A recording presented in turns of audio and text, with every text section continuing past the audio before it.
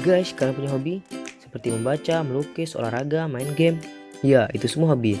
Kalau hobi gue menggambar. Semua itu berawal ketika gue SD. Waktu itu, gue nggak tahu apa tujuan gue ke sekolah.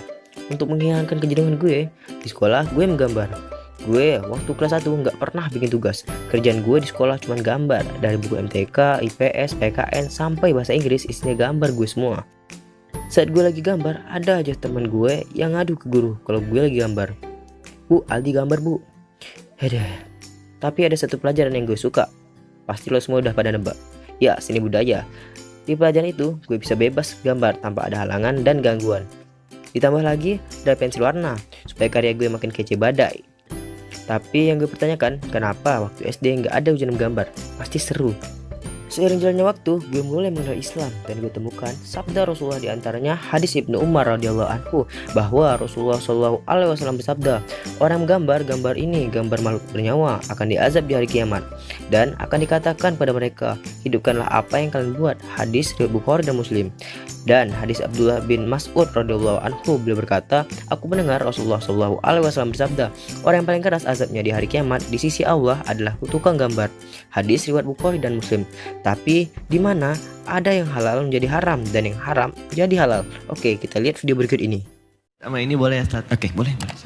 Profesi saya sebenarnya kan saya 3D artis ya, Ustaz ya. Saya cuma mau nanya mengenai, saya pernah dengar ceramah Ustadz juga mengenai hukum-hukum soal dunia yang menghidupkan nyawa itu. Cuman kan kesini-sini alhamdulillah munculnya konten-konten baik mengenai animasi ya, Ustadz ya. Iya. Apalagi saya juga pernah dengar dari beberapa sahabat saya, kayak ada ulama Syekh Yusuf Qaradawi, dia pernah bilang apabila ada konten-konten yang tidak baik, kenapa nggak dilawan dengan konten-konten baik, apalagi di dunia entertainment. Nah, hukum menghidupkan dalam dunia animasi itu untuk konten-konten yang baik, apalagi sekarang bermunculan, alhamdulillah, itu menurut Ustadz gimana? Apakah baiknya dianjurkan, apa gimana? Oke. Kasih. Saya akan bawa Anda ke nuansa berpikir dulu, ya, dengan dalil dan kerangka berpikir logika yang kuat, supaya kita bisa paham, ya, kapan ini jatuh haram, kenapa disebut haram, dan kapan dia jatuh boleh disebut halal. Bahkan yang haram kapan jadi halal, yang halal kapan jadi haram, itu ada dalam fikih. Jadi ada 4 jenis. Yang jelas halalnya innal halala bayyinun, yang jelas haramnya innal harama bayyinun, ya. Kemudian yang ketiga syubhat, wa bainahuma umurun mushtabihat, syubhat, nggak jelas halal dengan haram. Nanti yang paling menarik, yang keempat, ada yang halal jadi haram, ada yang haram jadi halal, ya, dalam keadaan yang sifatnya disebut dengan darurat. Nah, saya mau bicara dulu tentang konteks pertanyaan Anda. Zaman Nabi itu pertama ada gambar, ya, ada patung, bahkan yang 3 dimensi dan sebagainya. Baik, ini dia punya 2 penilaian dari Nabi. Yang pertama yang mutlak, langsung Nabi benci dengan itu.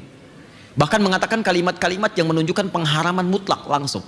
Haram, musyrik, turun ayat An-Nisa 48, ya, sampai disebut lagi di An-Nisa ayat 116 sebelumnya. Ya, innallaha la yaghfiru an yushraka bihi wa yaghfiru ma duna dzalika liman yasha. Allah enggak akan mengampuni dosa syirik. Syiriknya apa? Dia langsung tunjukkan pada patung. Di surat An-Najm itu, ya, Lata, Uzza, Manat dan seterusnya. Disebutkan yang disembah pada saat itu. Patung-patung sesembahan, patung-patung kemusyrikan. Ada gambar-gambar yang diagungkan. Jadi kalau ngadap ke gambar itu serasa mendapatkan kekuatan spiritual. Ada. Jadi dulu ada 3 golongan yang dimuliakan oleh jahiliyah. Satu penyair, ya, orang di dunia seni, sampai turun surahnya surah ke-26 Asy-Syu'ara. Itu dikecam oleh Quran karena seringkali menghabiskan waktu pada yang tidak penting dan sering berbuat maksiat. Misal ayat 224 Quran surah ke-26, wasyu'ara'u yattabi'uhumul ghawun. Ayat 225-nya, alam tara annahum fi kulli wadin yahimun. Para penyair itu, orang yang pembuat lirik-lirik, ya, seni-seni di masa itu jahiliyah, dia sering menghabiskan waktu pada yang tidak berguna, kata Allah. Pergi ke lembah-lembah, sampai lupa dengan istri, lupa dengan anak, lupa dengan keluarga, cuma nyari inspirasi. Setelah datang ilham, kadang minta bantuan jin, balik lagi bikin lirik. Terus cuma disampaikan aja jadi angan-angan. Maka dikenal Imrul Qais, ada Al-Khutai'ah, Nabi Goh Az-Zibyani. Bikinlah karya-karya yang paling hebat, dituliskan kemudian dengan tinta emas, ditempelkan di Ka'bah, disebut mu'allaqat, mu'allaqatus sab'ah. Contoh Imrul Qais, kibkanab kimin dzikra habibin wa manzili bisaqtili wa bainad dakhuli fahaumali, tempel. Nanti di masa Islam diganti ini dengan kain kiswah, dituliskan dengan Al-Quran dengan tinta emas sampai sekarang. Yang paling menarik, ketika mereka berperilaku ini, Quran tidak langsung mengecam sampai di situ. Ayatnya belum selesai. Sampai ayat 227-nya langsung muncul kalimat illalladzina amanu wa amilus shalihat. Kecuali penyair-penyair beriman yang dia membuat lirik-lirik menjadi amal saleh. Maka muncul Hasan bin Thabit, di sana membuat ejekan tentang Islam, di sini membuat puisi membela Islam. Di sana bikin lirik mencela Islam, di sini bikin lirik kemudian memuji Nabi, memuji Allah dan mempertahankan Islam. Dan itu diakui oleh Al-Quran, ditetapkan sebagai syairun Nabi, pujangganya Nabi sallallahu alaihi wasallam, artisnya Nabi. Oke, sisi lain ada langsung bidang-bidang tadi, gambar, ya, kemudian patung, yang sama dimensi, bahkan 3 dimensi, 4 dimensi. Aisyah radhiyallahu taala anha punya mainan dumyah, boneka dari kuda-kudaan. Ada.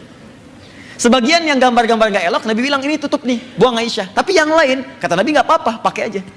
Ini artinya ada yang dibolehkan, ada yang tidak. Maka ulama fikih mengatakan, ketika tidak dibolehkan, sifatnya diturunkan. Semua sifat ini, walaupun wujudnya beda, bentuknya tidak sama. Zaman jahiliyah nggak ada animasi, kan? Yang ada real, nyata. Sekarang ada, tapi sifatnya sama. Sifatnya kemusyrikan, film kartun, tapi dikenalkan dengan unsur agama lain. Dibawa jadi pahlawan, tapi isinya ajakan untuk menyembah kepada, maaf ya, kepercayaan lain dan sebagainya. Itu nggak boleh, haram hukumnya. Tapi sisi lain, kalau yang Anda kerjakan pada nilai kemuliaan, dan itu jadi wasilah yang sangat efektif untuk menerangkan nilai keislaman, maka hukumnya naik jadi boleh, mubah, bahkan sunnah. Ketika itu bisa digunakan dan tidak ada yang lain. Bikin pejuang Islam, bikin cerita tentang Zaid bin Thabit, bikin cerita tentang Usamah bin Zaid, bikin cerita tentang Khalid bin Walid, bikin animasi. Ya, ada Upin Ipin sekarang, ada Nusarara, ada macam-macam. Silahkan kembang. Saya termasuk yang condong kepada pendapat ini, dia boleh digunakan dan dalilnya sangat kuat di situ. Sah hukumnya.